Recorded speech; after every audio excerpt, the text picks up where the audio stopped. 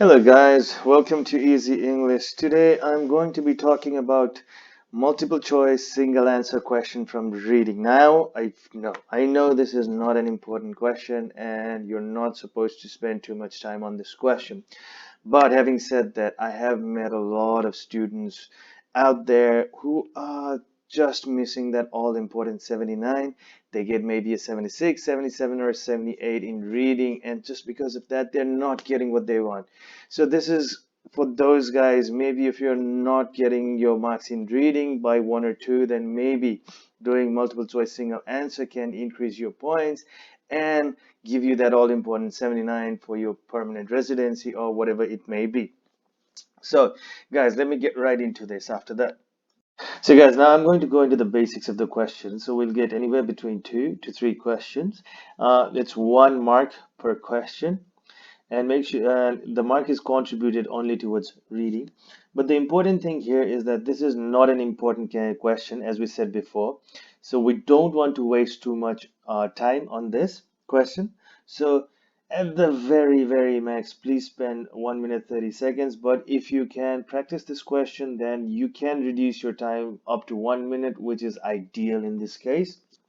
Uh, so like I said before, remember this is not an important question and do not waste your time. But if you have already practiced all the other questions a lot and if you're still lacking in reading, then maybe doing this question can actually help you. Now, here are the basic steps that I use to get the good scores in multiple choice single answer. So what I do is I first read the question always. And when I read the question, I'm always looking for the keywords in there. And then I go through the passage. I don't read the passage. You don't have the time to read through the whole passage. What I am doing there is just skimming through the passage, looking for the keywords. And once I find these keywords, that is when I read the sentences surrounding those keywords. It might be 2 or 3 sentences just around the keywords. Then once I read those portions, then I go to all the answer options and I read through the answer options and try to figure out from the information within those 2 or 3 sentences which of the options are the correct. And if I do have the time, just for good measure, what I do is I look at all the other options and do the elimination as well. Now I'm going to actually go into an actual question here. And remember the steps from before. The first thing we do is we go through the question. Here the question is, according to the text, under appreciation of employees leads to. So what I'm going to do is I'm going to find the keywords here, which is under appreciation of employees. So I'm going to be looking for the words under appreciation and employees. Now, like I said before, we're not going to read the whole passage, but we are just skimming through it, just looking for the words under appreciation and employees. So, benefit, gratitude, men, women, appreciated, that's not it, respected, Maslow hierarchy, fundamental human, self-actualization, effective appreciation, blah, blah, maintain culture, appreciation, blah, and then look at here. Here we see underappreciated. Another is underappreciated employees. So what I'm going to now do is I'm going to read the 2 or 3 sentences. Maybe I'll start from the sentence right before it. In a 2003 study by the US Department of Labor on employment, the number one reason given for why people decide to leave their job was a lack of appreciation.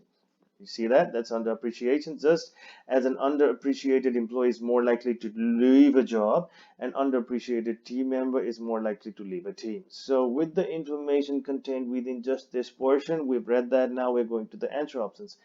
So underappreciation of employees can be a major factor of loss of workers.